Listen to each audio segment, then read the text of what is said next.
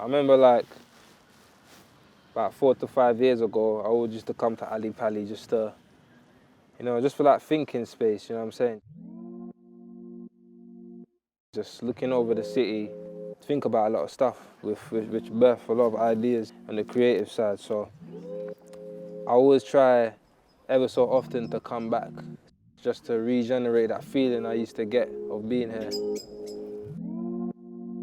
The music industry in the UK is in the best place it's ever been, and it continues to rise as more and more of our homegrown talent emerge every day.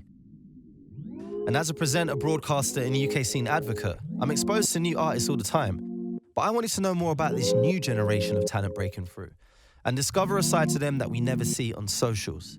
So in this documentary series, I'll be discussing 7 of the most exciting breakthrough talents that I currently champion, tagging along with them as they pursue their own dreams, support their own families, and avoid going down the wrong paths whilst climbing to success. Still flexing like a motherfucking G. No matter what they say or do, they never change me. Still thinking about a girl that try to play me. Next time I'ma let her see me is in HD. I'm Jay London. This is 7. Music was something that's always been played in my household, especially from my brother. Like he's a very artistic person. He likes drawing, and he listened to a lot of R&B, American-based R&B music, and I kind of followed that footsteps as I got older. I was born in Jamaica, and my mum and dad got divorced when I was 6, and my brother moved to America, the US, so just me and my mum. So she moved to the UK, and then a year later I came. I was like 8, 9 years old. Okay. And then when I moved, we ended up in Tottenham. We landed in Tottenham. So obviously, before I came, I thought UK was gonna be like big bright lights. Yeah, big bright lights, big houses, pool in the backyard and all of that. Pool in the backyard. You get me? But court. I came and I saw blocks. Outside of that, I used to take that frustration of being at home on the road, which leads into a lot of like fights at school or like.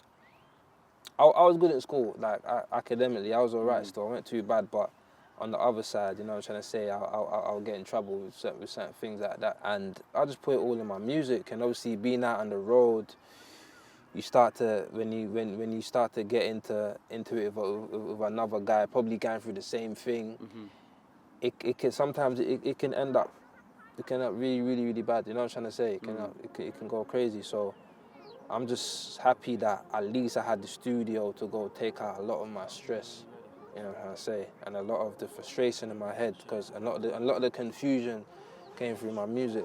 Love me or you don't, still I made my dough. Came up off the block, I'm trying to make it off the road. My day would be spent with Geovarn, a talented R&B artist who I've been a fan of since playing his music on my Capital Extra show way back in 2017. The first stop was his recording studio in North London, which I'm no stranger to. I've been to studios before, but this one had a different feel. It was built with 2 of his friends from scratch. What came first? Was it the engineering? Was it the doing a little bit of producing? Was it MCing? MCing was the first thing, yeah. Okay. MCing and rapping. Then I went on to building a confidence to sing. Being in the studio, I just learned how to engineer. And just went up from there. I've been grinding for quite a long time, but I see a lot of new artists that start making music more quite recently, and I see them getting frustrated, like, right, my music is dope and it's not getting nowhere, and it's like, I was at that stage at a point, so I understand it now, you know what I'm trying to say, so it's all about learning and learning the game. And everyone's got a story, man. I feel like there's always a backstory about how someone was grinding away, and then someone will jump onto that person and think that they just came overnight.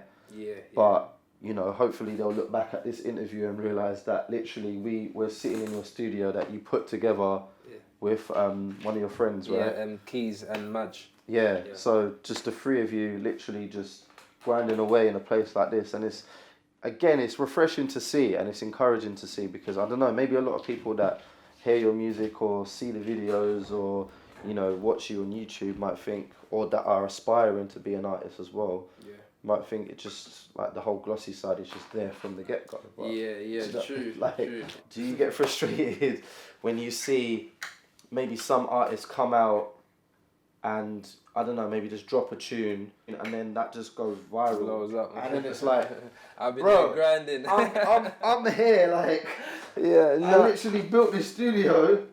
I'm in the booth, like, I'm here working till late, making, like, trying to do what I can do, and then this guy's just got 300,000 followers off this one playing tune, around.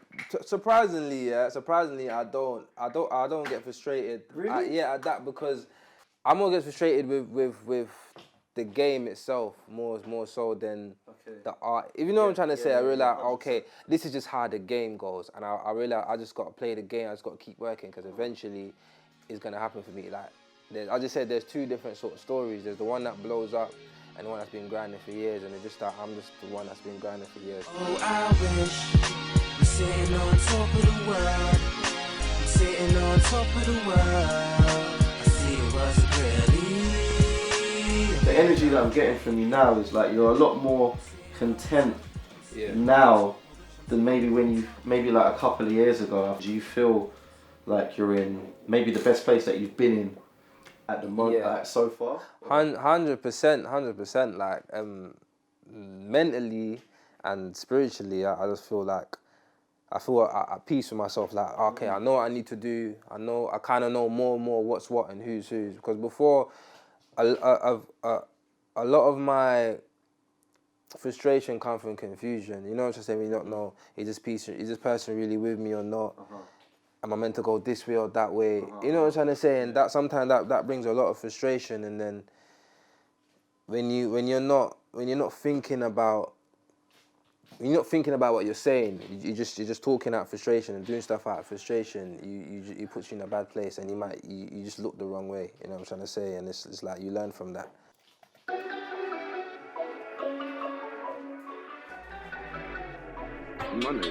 Money. Baby, take my number, you can call me when your man is tripping. Early's back and forth to California, that's just when I visit. Baby, take my number, you can call me when your panty dripping. I'ma kiss it for you just to show you that's how much I miss it. Who found you? Doesn't matter, look at who's around you. The way I'm all about you, when I just can't seem to escape it. All I'm saying, I just can't get enough. There's this ongoing debate about homegrown artists not being accepted in the UK for R&B. Kind of like a glass ceiling effect that doesn't allow our own to reach ultimate heights. Angel, Estelle, Ella May, they've all touched on it before. And in a recent interview with The Guardian, Ella stated that there was a pattern for R&B acts in our country, quoting that you can reach a certain point and then you go pop or you disappear. I've never really put myself in an artist's shoes before, but I was beginning to imagine how challenging this could be for someone like Geovarn when breaking the UK scene. See, in the UK, people see singers in a certain light.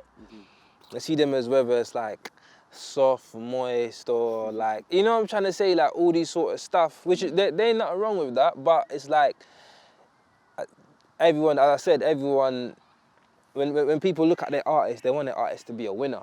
Yeah. People that they follow, they want the people that they're following to be winning. They want the people following to be trendy. They want the people to be tough and strong and the best. And with R&B, sometimes you get in your emotions. Yeah, of course. You know what I'm trying to say? And it's like, people don't wanna. Sometimes don't want to hear those emotions. Yeah, they don't want to hear those emotions. We're all trying to run away from that, which I totally understand. I think that's. Personally, that's my idea why I think it's one of the reasons why it's hard for R&B artists and singers to break through in the UK.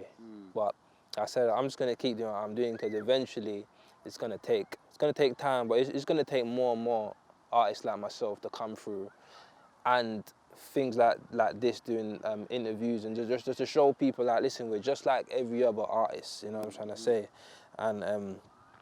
Hopefully they start to buy into us and then start buying into our music.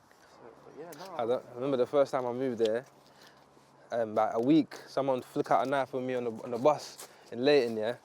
Imagine now, about 2 months later, this is the same guy that was chilling in the house with my cousin. I was like, fucking hell. I didn't even tell him. That was my first experience with like a knife as well. Like, it was kind of different. Usually when you get into stuff, it's little fights or little quarrels, but someone flicking out a knife, that's when you start realizing, okay, this is what it is. you get threatened for your life when you think, rah, do I have to carry a knife now? Because I don't want someone to pick out a knife on me next time and use it. So one of the biggest responses to the whole knife carrying thing is, I have to carry a knife because somebody else is carrying a knife. Yeah, real life. So what stops you from carrying a knife?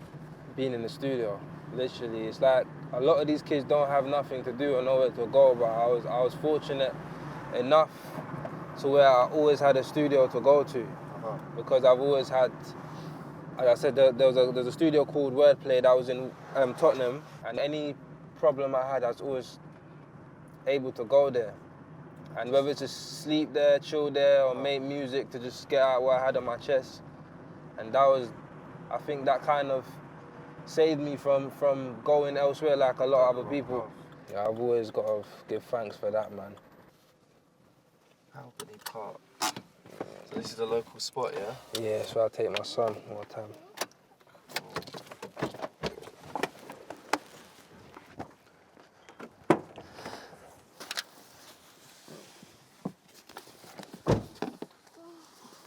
Want to take your jacket off?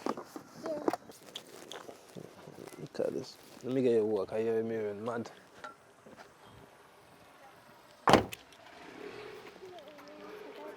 Huh? I know about your mouth. Cool. Yeah, so obviously this is where I bring little one, not too far from his house, where he wants to go to the park and run around. He loves the park, so I try to bring him there as often as I can, or if not me, his mum does. So yeah. So how old is he now? He's 4. 4 now. Yeah, he's 4. So 4 years ago.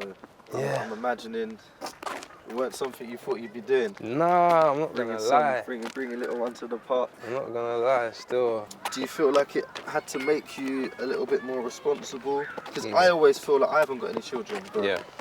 I think the day that I do, I think it's going to change my perspective on life quite a lot. I'm imagining it changed you massively, and maybe just like Yeah, 100%. made you grow up a lot quicker and stuff like that as well. So. Yeah, 100%. It's like just knowing that, cool, now I've got to make sure, no matter what, I've just got to make sure I put myself in a position where I'm here for him, for guidance and teaching, and secondly, providing. Obviously, the first, say, couple of years, obviously, I was still out here doing young guy stuff, but I come to the point where I realised, you know what, it's not important no more, man. I don't know where I heard it, yeah, but I heard someone say that having a drive and being successful, you can have like your own passion and your own ability. But when you have another person that literally you have to actually provide for, it changes everything. Like, it's not just about, you know, doing it for yourself anymore, because I don't know, maybe one day you can wake up and be like, oh, I can't be bothered today. Yeah, no, yeah, but exactly. now, You have, yeah. It's like, I have to be bothered today because it's not for you. it's not for you anymore. For example, now we live in a flat because he's got a little brother as well. That's one, and it's like a small little flat, and it's hard for them to run around and play, and you know what I'm trying to say. That's one of the things. So it's like, you know, we need to find money to get them somewhere they can have a garden, somewhere where they can grow. Because I think for kids it's hard for them to grow up. Things like that motivate me to, no, I need to go studio. Obviously, you make money, but there are days where of course you can't. You know what I'm trying to say? There are days when you can't afford things that you need or you want. So it's like, of course, when you're doing it for yourself and you're doing it for the kids and you're doing it for his mom and things like that, it's like, it definitely makes you go harder, man. You have and to. there's going to be a point where he's going to want some of the stuff as well, like some of the designer stuff. Yeah, of course, When exactly. we was in school, I was wearing high tech, but I wanted the Nikes and stuff like that. So yeah, 100%. So I've got to make sure try to set a solid foundation from now. So when he does get to the age where you have a more understanding of what he wants, I can help. Remember at first, I was in doubt. Never thought I ever gonna be ready for a child. Speaking to Geovarn and getting to know him and his family really reminded me why I wanted to film this series. He had revealed a side to him that I would never have known from the outside looking in. And it was at this point I became not just a fan of his music, but also respected his persona and hunger to succeed. There was a deeper reason for chasing his own dreams away from the fame and the image that comes with being an artist. Holding you tight, as long as I'll be here by your side.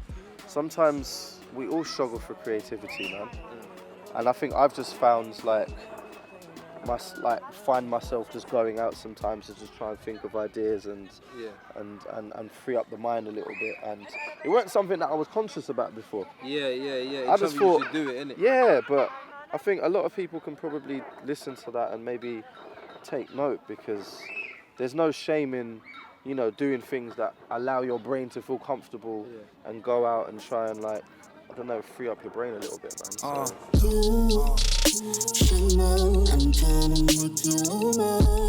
Yeah, I remember those days when we used to drive up to Ali Pali late night,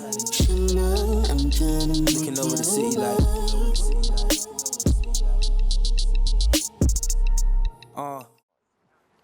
This is Geovarn in its purest form.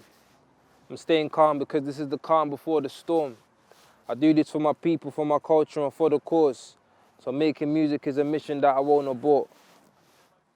Obviously, there must have been points where you probably felt the opposite, that, you know, maybe this wasn't going to happen because, you know, no one wants to listen to R&B. I imagine everyone goes through that. 100% there's times that I sit there thinking maybe I should change the sound. And because of people like yourself and others that tells me this is what they like and want to hear. Even though I'm trying to say, literally, it's just like the fans that like that stuff or coming out like, no, we want to hear this, you know what I'm trying to say? And I believe there's more people like that and more music listeners like that out there that we just need to get the music to them, because I hear a lot of people complain that, it's the same stuff out there, we want to hear some of this, or like even when I drop my mixtape, they're like, like the game needed something like this to shift it, and it's like, you know what, maybe they're right, maybe I should just keep pushing it and bust that lane open. I try not to appear like perfect. I say my flaws and I say mistakes that I've made, and you know what I'm trying to say, it's not all about, because sometimes I think, especially today, everyone thinks about being an artist, you have to brag about yourself and brag about what you've got and what you've done. And sometimes it's good to just take a step back and say, you know what, things ain't always been good. Visiting Geovarn's handmade studio and spending time with him and his son really gave me an insight not just into his craft, but him as an individual. He represents one of 7 artists in this series destined for great things in a world that's still discovering their talent. And whether we ourselves do music or not, his daily struggles are something we can all relate to. I just want to become all the things that, first of all, like my mentor self. A lot of people believed in me and think, you know, one day you're going to be a star and things like that. And that was never in my intentions. So it's like just making them proud for putting in the time, the effort, the energy into me, you know what I'm trying to say? Just making them proud, making my mum proud, and the fact that I can give back from all the troubles that I caused growing up. And when I'm in a position to give back, you know what I'm trying to say? Whether it's financially, whether it's through love, whether it's through time, you know what I'm trying to say? Whether that's what I see as success.